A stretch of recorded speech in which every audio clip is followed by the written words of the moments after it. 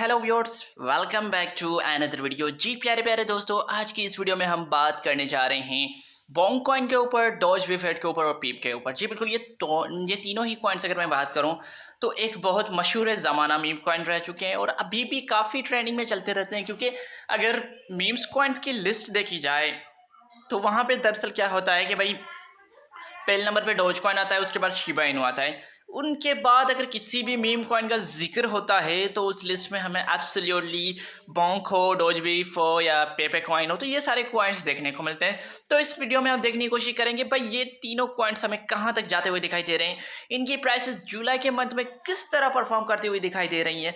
तो इन सारे तीनों कॉइन्स के ऊपर इसी वीडियो में हम बातें करने जा रहे हैं। तो इससे पहले कि मैं अपनी वीडियो की तरफ मूव करूँ, अपने टॉपिक की तरफ मूव करूँ, मैं आपको कहना चाहूँगा कि आप लोगों ने अभी तक मेरा यूट्यूब का चैनल सब्सक्राइब नहीं किया है, then what are you doing now. भाई लोग क्या कर रहे हैं, जल्दी जल्दी जाके सब्सक्राइब के बटन को दबाएं, साथ में बेल के आइकन को दबाएं, ताकि क्रिप्टो के रिलेटेड या किसी भी मीम कॉइन के रिलेटेड कोई भी कंटेंट निकल के आए, कोई भी न्यूज़ निकल के आए, वो सबसे पहले आप तक पहुंचे और आप उन सारी चीज़ों को मिस ना कर सके। सो यहाँ पे without being wasting any time चलते हैं अपने टॉपिक की तरफ, अपने बोंक की तरफ, अपने डॉज विफेट की तरफ, अपने पेपे की तरफ। दोस्तों सबसे पहले हम देख लेते हैं मार्केट के हालात। जब मैं वीडियो बना रहा हूँ आज के 3 ट्रेंडिंग कॉइन चल रहे हैं, मोरी कॉइन, पडगे, पेंगिन और पाई नेटवर्क। तो भाई ये तीनों आज के दिन के ट्रेंडिंग कॉइन चल रहे हैं कॉइन गीगो पे। तो यहाँ पे देखा जाए हालत बिटकॉइन भाईजान के 1,07,000 के करीब चल रहा है, तकरीबन $1,07,697 पे अपना बिटकॉइन चल रहा है। 0.7% डाउन जा चुका है 24 घंटों में। इथेरियम की बात करें $2,474 पे चल रहा है, 0.5% बढ़ा है। XRP देखें तो $2.18 पे चल रहा है, 0.5% डाउन गया है। वहीं पे BNB 654 पे चल रहा है, 0.4% बढ़ा है। 150 पे अपना सोलाना चल रहा है। और यहाँ पे अगर हम देखें तो ट्रॉन 0.27 पे चल रहा है, डोज कॉइन 0.16 पे चल रहा है। तो इस तरह ओवरऑल ये जो मार्केट है वो हमें मूव करती हुई दिखाई दे रही है। लगभग एक न्यूट्रल पोजीशन में अगर देखा जाए तो मार्केट उस तरह मूव करती हुई हमें दिखाई दे रही है। तो वहीं पे अगर मैं बात करूं भाई आज के हमारे फेयर एंड ग्रिड इंडेक्स को लेके, तो जो 66 स्कोर के साथ आज हमें ग्रीड में देखने को मिला है। जो हमने देखा था कल भी 68 स्कोर के साथ ग्रीड में था, लास्ट वीक 47 स्कोर के साथ हमें न्यूट्रल देखने को मिला था। और लास्ट मंथ की बात करें तो भाई 50 स्कोर के साथ हमें एक न्यूट्रल पोजीशन में हमारा फेयर एंड ग्रीड इंडेक्स हमें देखने को मिला था। तो दोस्तों ये हो चुके हैं भाई मार्केट्स की हालात। तो दोस्तों उसके साथ यहाँ पे अगर मैं फर्दर बात करूँ अपना लेके भाई आज के टॉप गेनर्स कौन से, टॉप लूजर्स कौन से, तो भाई मोरी कॉइन जो आज का ट्रेंडिंग कॉइन है वो टॉप गेनर है। उसके साथ ह्यूमैनिटी है, अनस्टेबल कॉइन है, लॉन्च कॉइन अनबिलीव है, हैशफिलो है, यूजलेस कॉइन है, आर्बिट्रियम है। तो ये तीनों चारों पांचों जो कॉइन्स है वो आज के टॉप ट्रेंडिंग में और टॉप गेनिंग में चल रहे हैं। उसके साथ वहीं पे अगर देखा जाए जहाँ पे गेनर होते हैं वहीं पे लूजर भी होते हैं। तो भाई हैश की प्लेटफॉर्म लूजर में आ चुका है, सुप्रा लूजर में जा चुका है, आर्टिफिशियल लिक्विड इंटेलिजेंस वो भी जो लूजर में जा चुका है, सासगो है, AI कंपनी ने, मेयो है, जीरकट है। तो ये काफ़ी सारे कॉइन्स हैं जो आज के हमारे टॉप लूजर्स बन चुके हैं। तो भाई ये तो हो चुके हैं इन्हीं कॉइन्स के हालात। तो वहीं पे हम देख लेते हैं भाई ये तीनों कॉइन्स मूव किस तरह कर रहे हैं। तो सबसे पहले अगर मैं देख लूँ बोंक की कंडीशन देख लूँ तो 87 नंबर पे रैंक कर रहा है मार्केट कैप के हिसाब से। 0.40 के बाद 1427 की प्राइस के साथ हमें मूव करता हुआ दिखाई दे रहा है। लगभग 3.9% 24 घंटों में डाउन जा चुका है। वैसे अगर देखा जाए तो ये 34% एक साल में डाउन गया है, 30 दिनों में 12% डाउन गया है, 14 दिनों में 8% डाउन गया है और ये 7 दिनों में 13% बढ़ा भी है। तो ये बोंक के कुछ हालात हैं। वहीं दूसरी तरफ अगर डोज वेवहेड के हालात देखे जाए तो भाई ये तकरीबन 8 नंबर पे रैंक कर रहा है बाय मार्केट कैप और 0.8353 की प्राइस के साथ मूव करता हुआ दिखाई दे रहा है, जो 1.4% करंटली डाउन है। तो अगर इसके भी हालात देखें तो ये 58% डाउन गया है, 30 दिनों में 2.1% बढ़ा है, लेकिन 14 दिनों में 5.4% डाउन गया है और 7 दिनों में 19% जो है वो लगभग भर चुका है। तो भाई ये बोंक के भी हालत है। हमने देखा है कि बोंक ने वीकली बेसिस पे एक अच्छा खासा रिटर्न दिलाया है अपने यूजर्स को। वहीं पे पेपे की कंडीशन देखी जाए, पेपे 37 नंबर पे रैंक कर रहा है, 0.50 के बाद 9675 की प्राइस के साथ चल रहा है, लगभग 0.3% 24 घंटों में डाउन है।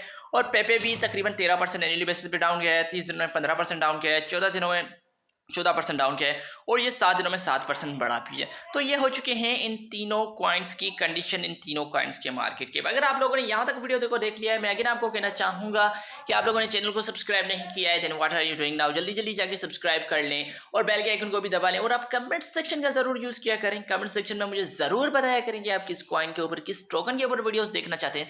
तो मैं कोशिश करके उन्हीं कॉइन्स के ऊपर, उन्हीं टोकन्स के ऊपर जो है मैं आपके लिए वीडियोज़ वगैरह लेके आऊँ। तो भाई यहाँ पे बात करते हैं इन तीनों कॉइन्स की condition. What bonk Dogwif and Pepe are signalling for July. जी बिल्कुल, यहाँ पे जुलाई के मंथ में ये किस तरह परफॉर्म करते हुए दिखाई दे रहे हैं। तो पहले बात करते हैं भाई bonk को लेके। तो भाई यहाँ पे आप देख सकते हैं कि bonk जो है भाई, जब ये आर्टिकल लिखा गया था तो उस वक्त 0.40 के बाद 1469 पे देखने को मिला था और तकरीबन लगभग 7 दिनों में 18% बढ़ भी चुका है। Portraying a bullish stance as the Solana ETF narrative continues to gain momentum. जी बिल्कुल, analysts have successfully been bullish about bonk as of late, aiding how the approval of Sol ETFs could turn the trajectory for the token around. जी बिल्कुल, यहाँ पे जो इनके analysis है वो bonk को लेके काफ़ी बुलिश है अभी के वक्त में, क्योंकि जो bonk है वो सोलाना की चेन का क्वाइन है और सोलाना के ऊपर ये बातें चल रही है कि भाई सोलाना का हमें ETF देखने को मिल सकता है। तो इसी वजह से हो सकता है कि सोलाना भी अच्छा परफॉर्म करेगा और सोलाना के चेन में चलने वाले बाकी जो कॉइन है वो भी अच्छा परफॉर्म करेंगे और bonk कॉइन भी एक अच्छा खासा परफॉर्म कर सकता है।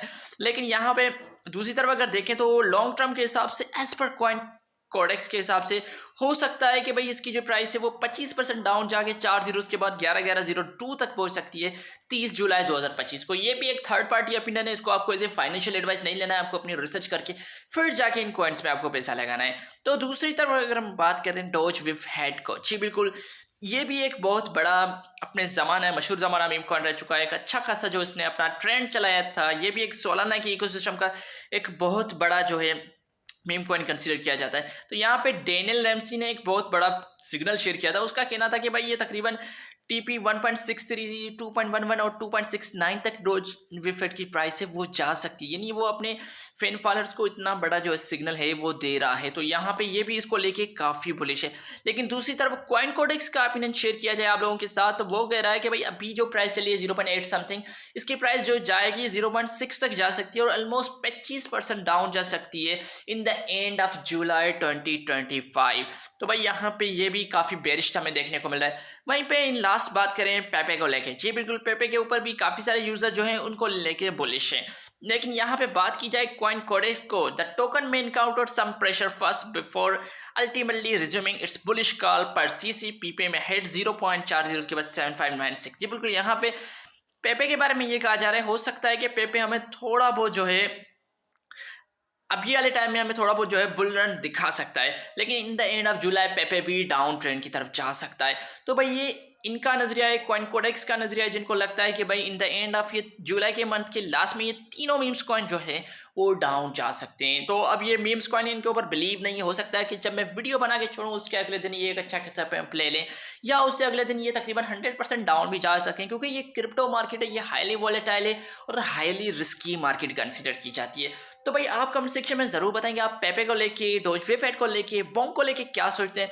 मुझे उम्मीद है कि ये छोटी सी वीडियो थी लेकिन आपको पसंद आई होगी और आप लोगों ने चैनल को भी सब्सक्राइब कर लिया होगा, वीडियो को भी लाइक कर लिया होगा, बेल के आइकन को भी दबा लिया होगा।